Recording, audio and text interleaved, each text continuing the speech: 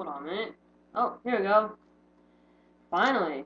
Alright. I finally turned on the camera. Well, anyway, hello. This is ZenMac, and I'm here to talk to you about the Sonic Screwdriver. This is the 11th Doctor Sonic Screwdriver, and it's pretty amazing.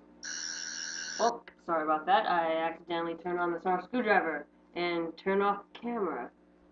Well then, anyway, gotta avoid this button. Anyway, this is the 11th Doctor Sonic Screwdriver. It's pretty amazing. I got it at Barnes & Noble for $25, and I'm here to talk to you about the cool features. Its first feature is this. There's a little switch right here. You click that, and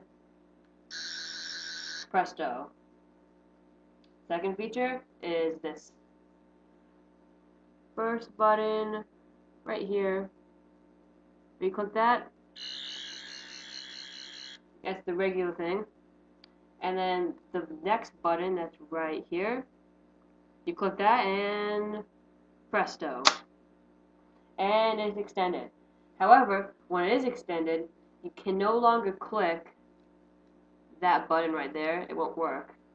You have to click the bottom one.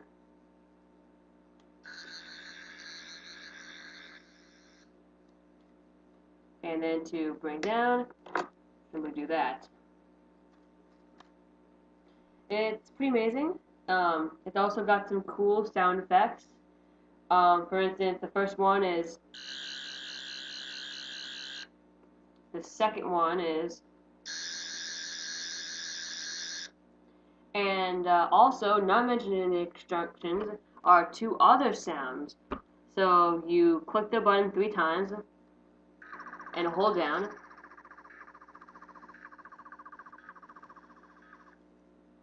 And do the same thing 4 times. Oh, sorry. It's pretty interesting.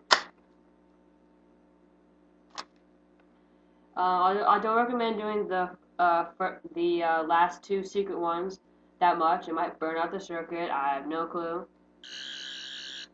But it's pretty interesting.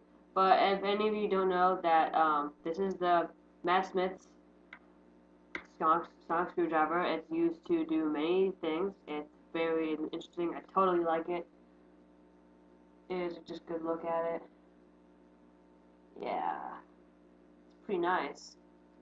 I'm not sure where you can get this. I know you can get them online. It's pretty cool, actually. Here,